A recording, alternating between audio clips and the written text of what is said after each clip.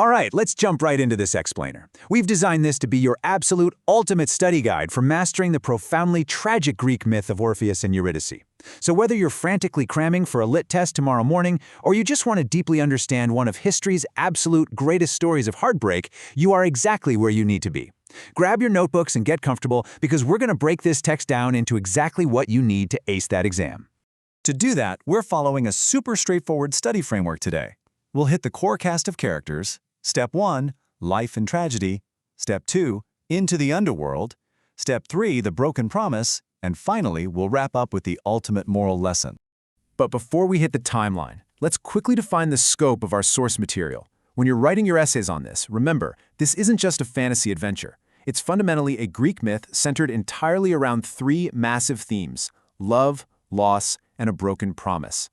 Literally, if you can connect those 3 themes to every single part of the story, I promise you, your understanding will be rock solid. Okay, let's start with Section 1, the core cast of characters. Think of this like your mental flashcards. You only really need to know a tight cast here. First up, we've got Orpheus. He's a musician armed with a literally magical voice and a harp. Second is Eurydice, his beloved wife and, well, the catalyst for the entire plot.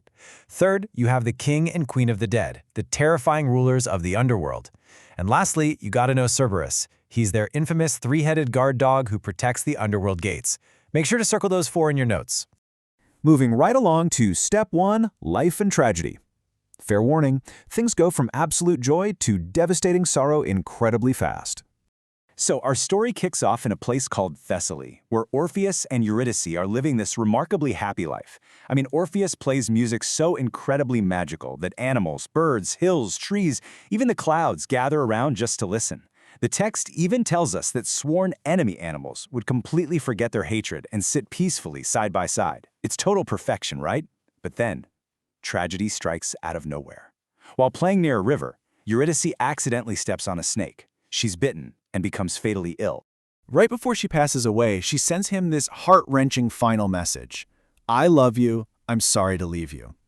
You should absolutely memorize this quote for your exam. It completely anchors the massive emotional weight of the entire myth. It sets up exactly why Orpheus is about to do something completely impossible.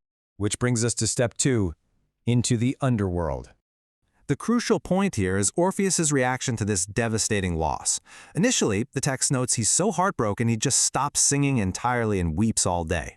But he refuses to accept her death. He makes this insane decision to journey directly into the land of the dead to bring Eurydice back. This is a dark, incredibly dangerous descent into a realm no living mortal is ever meant to survive. And hey, remember that magical music we talked about? This is where it becomes his absolute greatest weapon. He uses his harp and his voice to play for Cerberus, cleverly putting that terrifying 3-headed dog fast asleep so he can just slip safely past the gates. So he finally reaches the rulers of the underworld, the king and queen. And oh man, they are absolutely furious that a living human has dared to enter their domain. But here's where we see the true, overwhelming power of his music. He plays for them, and their furious anger literally melts away. This is a fantastic detail to drop into an essay, by the way, to show how art and love can conquer even the absolute darkest forces. Let's head into Step 3, the broken promise. This is the big climax, where a monumental deal is struck, but with a massive catch. Because his music moved them so deeply, the king actually agrees to let Eurydice go back to the land of the living. But it comes with one absolute non-negotiable condition. Highlight this in your notes right now. The condition is this: Orpheus must not look back at Eurydice until they reach Earth. If he turns around, even for a second, to check if she's there, the whole deal is off. You can really feel the tension building on this journey back. They start this long, grueling ascent up to the surface. Orpheus has made the promise. They are so close to the sunlight, like almost fully back to Earth. But right at the very edge of victory, Orpheus simply cannot resist. He turns around to look at her, and in that single, fatal turning point, he breaks his promise and he loses Eurydice all over again. The tragic resolution plays out exactly as the king warned. Eurydice tells him she loves him, but she must return to the underworld because the promise was broken. The aftermath? It's pretty grim. A completely heartbroken Orpheus essentially just sits down, gives up, slowly weakens day by day, and eventually dies. However, the myth does offer one tiny, bittersweet closing. In the land of the dead, Orpheus and Eurydice are ultimately reunited forever. Now let's look at our final section, the ultimate moral lesson.